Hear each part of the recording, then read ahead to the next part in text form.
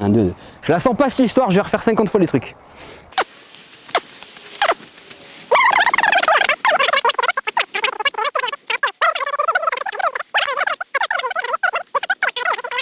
Et voilà, ça y est, j'ai dit des conneries. Ah, punaise.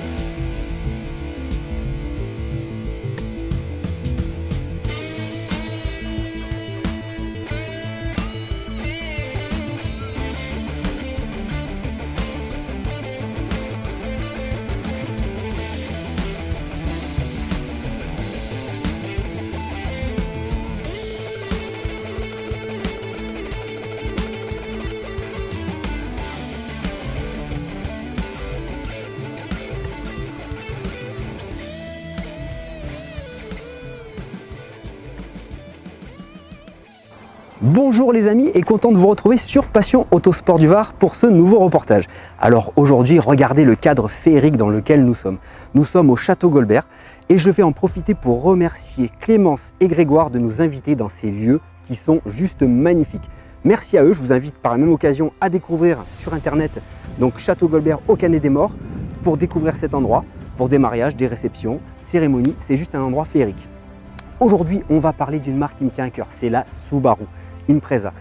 Production 1993, beaucoup de générations ont suivi. Aujourd'hui, Richard, mon invité, nous vient du 06 et il va nous présenter une GT améliorée façon bodybuildage à la Richard Gere du 06. Ça va être quelque chose d'énorme et tout ça dans Passion Autosport du Var.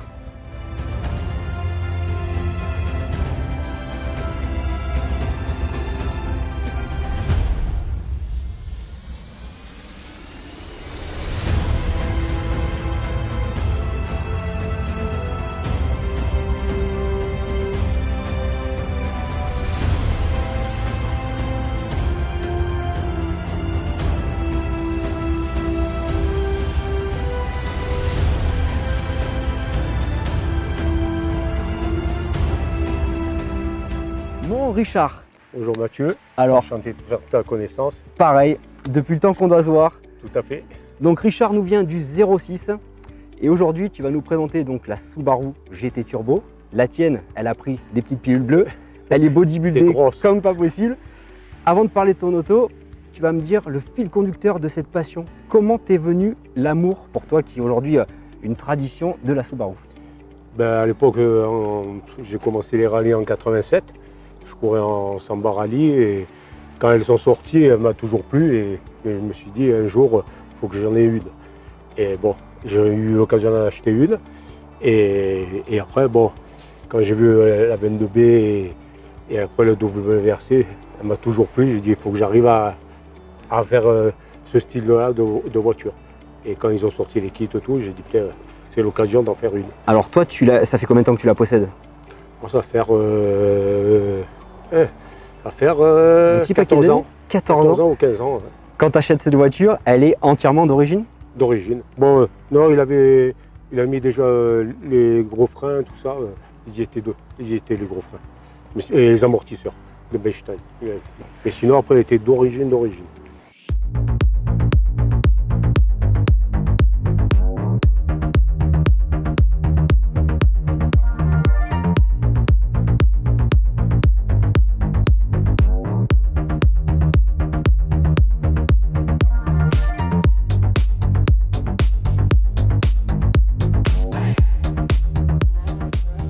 Alors là, pareil, il y a quelques années en arrière, il lui vient un petit pet au casque, on va dire. Donc le pet au casque grandit, et là tu te dis, je vais en faire un monstre. Donc alors, il y a beaucoup de spécificités sur la tienne. Des gros. Il n'y a plus rien d'origine. Il n'y a plus rien. Donc alors, ça plaît pas. On disait les puristes, s'ils sont pas contents, c'est pas grave. Moi, j'aime ce que tu en as fait parce que on la croise pas tous les jours. Elle est unique. Elle n'a plus un moteur 2 litres. Elle est passée sur le moteur 2 litres 5. 2 litres 5, ouais, pour moi c'est une GT10. J'ai récupéré toutes les pièces d'une 10 accidentée et que j'ai adaptées sur la mienne. Moteur, tout, boîte, pont, j'ai tout refait. Donc là où tu t'es enquiquiné, c'est surtout ce qui est faisceau électrique, le câblage. Ouais. Bon, j'ai eu un très bon collègue, Daniel, qui m'a donné un coup de main. Et après, partie électrique, il y avait Jeff en électricité qui m'a fait toute l'électricité, les raccordements, parce que sinon, bon, c'était vraiment un casse-tête. Et après, bon, j'ai posé comme ça à la main le kit et après en Le kit, pas grosse difficulté. Hein. Non, après je l'ai amené à un carrossier qui a fait la préparation, les finitions et je remercie Sylvain par rapport à son intervention dessus parce qu'il a eu un travail de fou. Alors ça représentait combien d'années de boulot? Ben, en attendant toutes les pièces, tout, 2 ans de boulot. Donc 2 ans et ça y est, elle roule enfin. Alors je peux vous dire en vidéo, hein, ça doit bien rendre quand même, mais alors je vous garantis que quand vous l'avez en face de vous, on a l'impression d'avoir celle du jeu vidéo, celle qu'on a vue sur les spéciales où on les limait au bord des routes. Fidèle est le traditionnel 4 cylindres à plat, donc pour tous les passionnés de Subaru, c'est ça qui nous met la banane, c'est le moteur boxer. Et le plaisir de faire la mécanique là-dessus, c'est royal, et d'adapter tout un autre véhicule dans un GT, il y a tout qui s'adapte, et bon après il faut du temps.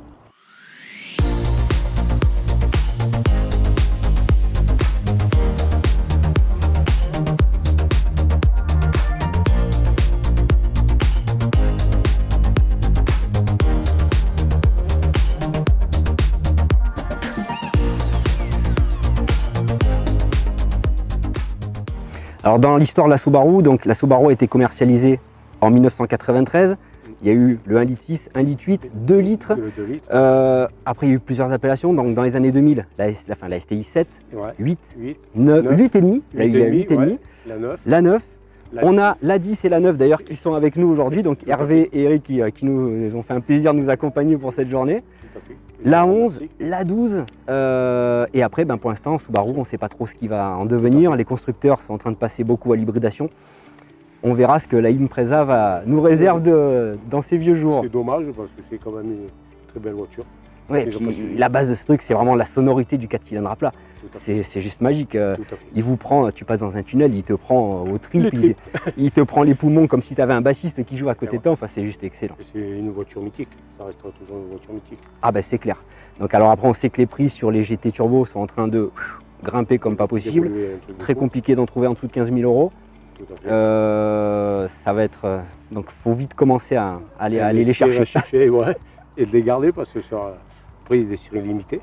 Donc il y en a eu beaucoup. Ouais. Il y a eu, je ne sais pas si tu te rappelles, la S201, donc, qui avait été exclusivement réservée au Japon. Oui. Alors les phares étaient un peu spécifiques, ouais. Ça plaisait pas.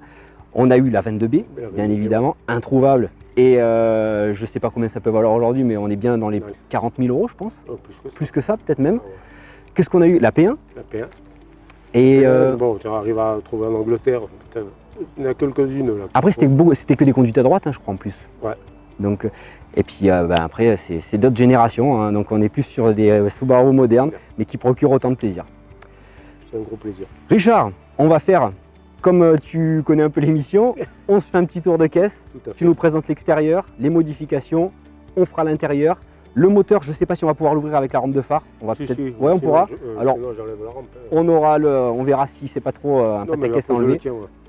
Donc, parce que là, oui, aujourd'hui, il est arrivé en mode Peter Solberg. Là. Il est chaud bouillant, le Richard. Donc, et après, on ira faire un petit tour sur route. Et je pense qu'on va passer un réel plaisir avec Richard qui nous vient de Nice. Donc, on l'appelle le Richard Gir du 06. Hein. Ça va rester.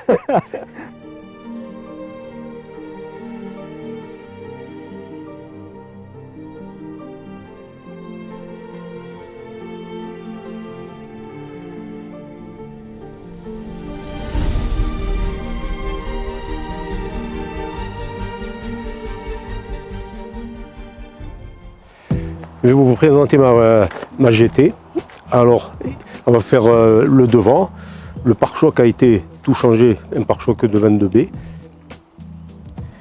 Avec la rampe de phare, ses feux de virage.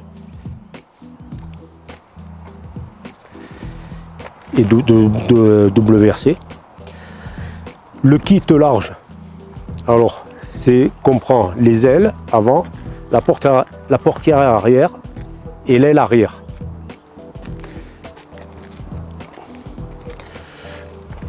Le pare-choc arrière, l'aileron arrière. J'ai aussi positionné une trappe prise d'air de toit. J'ai posé aussi des rétro-carbone Sur le châssis, j'ai changé tous les trains, toutes les barres renforcées, le train arrière, toutes les barres. Et devant, j'ai aussi mis des barres renforcées, les amortisseurs et les gros freins. Le moteur a été changé, tout le faisceau électrique a été changé. J'ai mis le faisceau de la STI 10, le moteur de la STI 10, tout l'intérieur a été changé. Je vais vous présenter le moteur.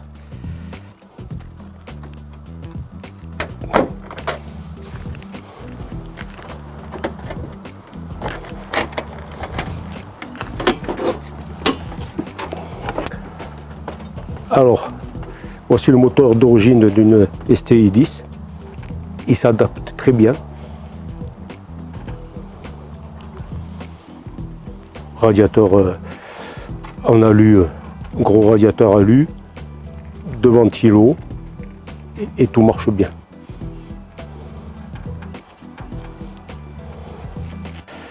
Alors, j'ai mis la colonne de direction de la ST10, volant, compteur. J'ai feutriné tout le tableau de bord. J'ai fait faire le passage copilote en carbone. Là, je suis en attente des portières en carbone.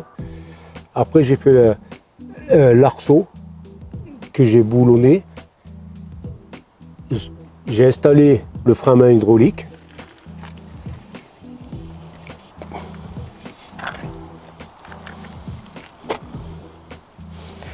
J'ai monté les sièges de STI 10.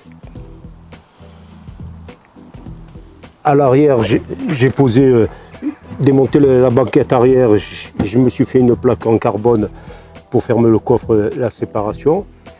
De l'autre côté, j'ai mis un extincteur qui va directement dans le moteur pour si ça prend feu.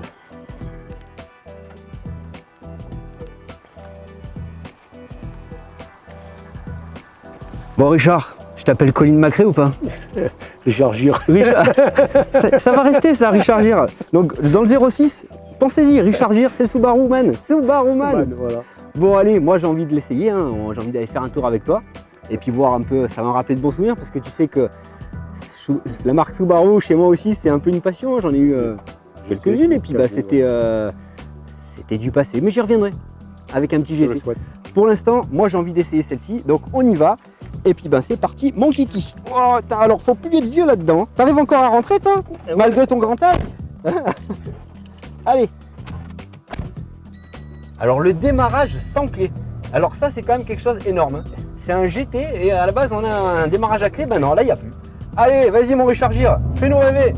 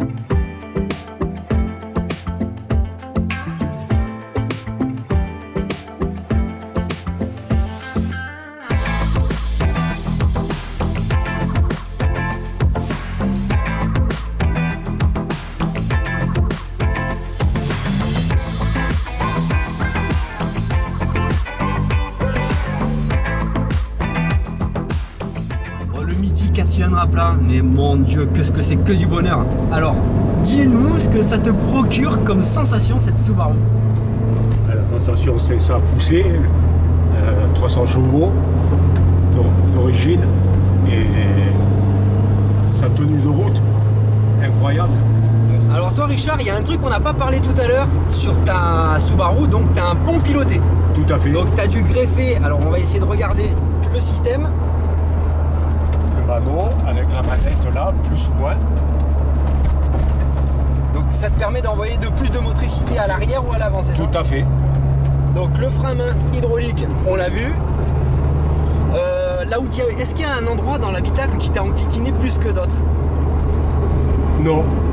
Tout est, franchement, toute l'adaptation de la 10 à mettre dans le GT, tout se marie très facilement.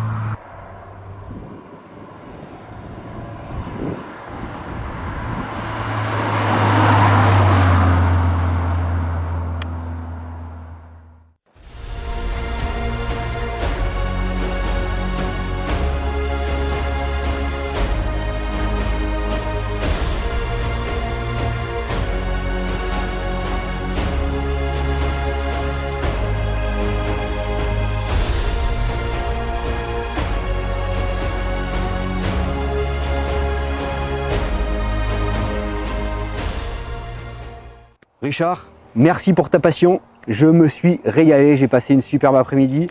Tu as fait un peu de route pour venir me rencontrer et franchement, c'était un vrai plaisir. Donc merci à toi. Merci. Alors moi, je vais te faire le bisou. On s'en fout du coronavirus, nous. On boit tellement de pastis dans le 06 et dans le Var qu'on risque plus rien, nous, de toute façon. Je te remercie, ça m'a fait très plaisir de ta journée passée avec toi. Bah écoute, ce que je disais, c'est pas courant d'en voir comme ça. On a dit en début du reportage, ça plaît, ça plaît pas. Toi, tu vis ton rêve à fond, tu partages ton truc. Ta voiture, ça fait 14 piges que tu l'as. C'est ton plaisir et reste comme tu es parce que tu es quelqu'un vraiment de top. Et c'était vraiment un plaisir. Est-ce qu'on va te retrouver? Donc, il y a prochainement un événement qui va s'appeler le Summer Sub Festival dans le 05. Est-ce que tu seras présent? Si je peux être présent, j'y serai. Voilà. Donc, alors ça, pour tous les passionnés de Subaru et les propriétaires de Subaru, vous qui aimez le bon 4 cylindres à plat, donc renseignez-vous sur cette page Facebook, donc le Summer Sub Festival, c'est dans le 05 et apparemment c'est annoncé comme un des plus grands rassemblements de Subaru en France. Il y aura des préparateurs auto, de la pièce, je pense qu'on va trouver des belles Subaru. Merci aussi à Eric et Hervé de nous avoir d'être venus avec une belle 9 et une belle 10. On aurait été au top si on aurait réussi à rassembler toutes les générations de Subaru, mais pourquoi pas le faire prochainement. Hein, on lance un appel. Allez. Bon Richard, merci pour tout. Merci à toi. Merci d'avoir suivi ce reportage sur Passion Autosport du Var. Et moi, je vous retrouve peut-être la semaine prochaine ou dans 15 jours. Mais dans tous les cas, on se retrouve bientôt.